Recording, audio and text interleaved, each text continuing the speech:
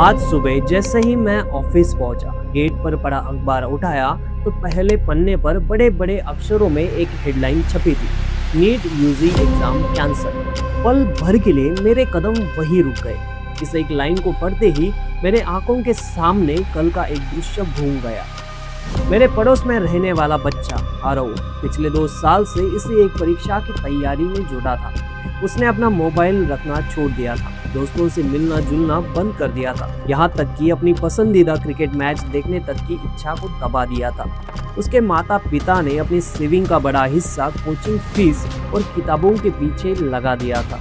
और अब ये खबर सिर्फ आरव नहीं, पूरे देश के 24 लाख से ज्यादा बच्चों ने जो इस परीक्षा को अपनी जिंदगी का सबसे बड़ा पड़ाव मान लिया था, उन सबके दिलों पर क्या बीत रही होगी, ये सोचकर ही मन अंदर तक हिल गया। ये पेपर नासिक के प्रिंटिंग प्रेस से सीधे लीक होकर एक चेन नेटवर्क के जरिए हरियाणा, जम्मू रामगढ़ और फिर सीकर पहुंचा और वहां से ये बिहार, केरल, जम्मू कश्मीर और उत्तराखंड तक फैल चुका था। आइए इस पूरी घटना को गहराई से समझते हैं और जानते हैं कि आखिर वो कौन सी जंजीर थी जिसने एक सपने को इस मोड़ पर ला खड़ा कर दिया। मैं विक्रम, आप देख रहे हैं नमस्कार भाऊ। इस पूरे मामले की तह में जाए तो जांच एजेंसियों ने एक बेहद चौंकाने वाली कड़ी पकड़ी है। राजस्थान के जम्वा रामगढ़ इलाके में रहने वाले 2 भाई मंगी लाल और दिनेश बिवाल को गिरफ्तार किया गया है। जांच में सामने आया है कि इन दोनों भाइयों ने परीक्षा से महज एक हफ्ते पहले 26 अप्रैल को गुरुग्राम के एक डॉक्टर से नीट यूजी का पूरा पेपर 30 लाख रुपए में खरीद लिया था। ये रकम सुनकर आपको अंदाजा होगा कि इस खेल में कितना बड़ा दांव लगा था। और ये कोई छोटा मोटा गड़बड़ नहीं, बल्कि एक फुल प्रूफ प्लानिंग थी। दिनेश बेवाल ने ये पेपर सबसे पहले अपने बेटे को दिया, जो सीकर में रहकर मेडिकल एंट्रेंस परीक्षा की तैयारी कर रहा था। लेकिन कहानी यही खत्म नहीं हुई। जांच के अनुसार इन भाइयों ने 29 अप्रैल को इस पेपर को कई और लोगों को बेच दिया और यही से इस जहरीली जंजीर ने पूरे देश में अपने पांव पसारने शुरू कर दिए। गौर करने वाली बात यह है कि गिरफ्तारी के बाद शुरुआती पूछताछ में पता चला कि इन लोगों को लगभग 1 महीने पहले ही भनक लग गई थी कि इस साल नीट पेपर लीक होने वाला है। दिनेश बिवाल के एक राजनीतिक पार्टी से भी संबंध बताए जा रहे हैं और ये खुलासा भी हुआ है कि पिछले साल इनके परिवार के 4 बच्चों ने नीट पास कर लिया था, जो अपने आप में बहुत ही कुछ इशारा करता है। राजस्थान का सीकर शहर, जो पहले कोचिंग हब के रूप में जाना जाता था, आज इस पेपर लीक घोटाले का एपिसेंटर बनकर उभरा है। जमुआ रामगढ़ से करीब 2.5 घंटे की दूरी पर बसे इस शहर में पहुंचने के बाद इस पेपर ने आग की तरह फैलना शुरू कर दिया। वहां से ये paper MBBS counselling agent Rakesh Kumar Mandawaria तक पहुंचा, जिसके बाद में देहरादून से गिरफ्तार किया गया। राकेश ने शहर के बड़े कोचिंग क्लासेस के बाहर ऑपरेट करते हुए इस पेपर को महज 30,000 रुपए में अपने एक साथी को बेच दिया, जो सीकर का ही रहने वाला था और केरल ने MBBS कर रहा था। परीक्षा से एक दिन पहले इस छात्र ने पेपर अपने पिता को भेजा, जो सीकर में PG ऑपरेटर थे। साथ में एक मैसेज भी था, पापा, सीकर के एक दोस्त ने ये भेजा है, प्लीज अपने हॉस्टल की लड़कियों को दे देना, कल के एग्जाम में यही आएगा। इसके बाद पिता ने कथित तौर पर इसे अपने हॉस्टल में रहने वाली छात्राओं के बीच बांट दिया। ये एक ऐसा भयावह नेटवर्क था जहां व्हाट्सएप और टेलीग्राम ग्रुपों पर खुलेआम पेपर सर्कुलेट हो रहा था।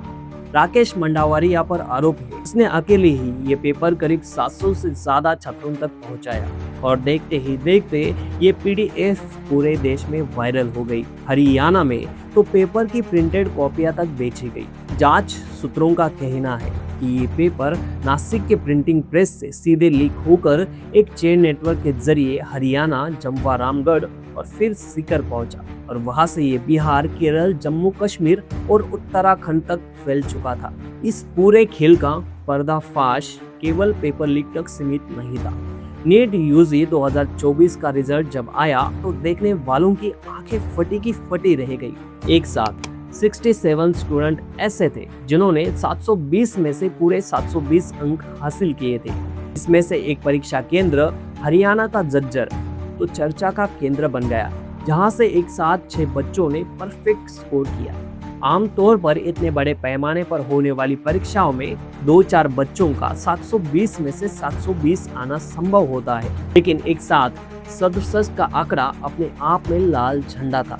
इसके साथ ही ग्रेस मार्क का विवाद भी सामने आया, जिसमें एनटीए ने 1563 छात्रों को परीक्षा के दौरान समय बर्बाद होने की भरपाई के तौर पर ग्रेस मार्क दिए थे। बाद में सुप्रीम कोर्ट के हस्तक्षेप के बाद यह निर्णय वापस लिया गया और इन छात्रों को दोबारा परीक्षा का विकल्प दिया गया, लेकिन तब तक देरी हो चुकी थी। स्टूडेंट का गुस्सा सड़कों पर उतर आया था। ये मामला अब सिर्फ आरोपों का नहीं, बल्कि एक ऐसे सिस्टम की विफलता का प्रतीक बन गया था जो हर साल लाखों डॉक्टरों के भविष्य का रास्ता तय करता है।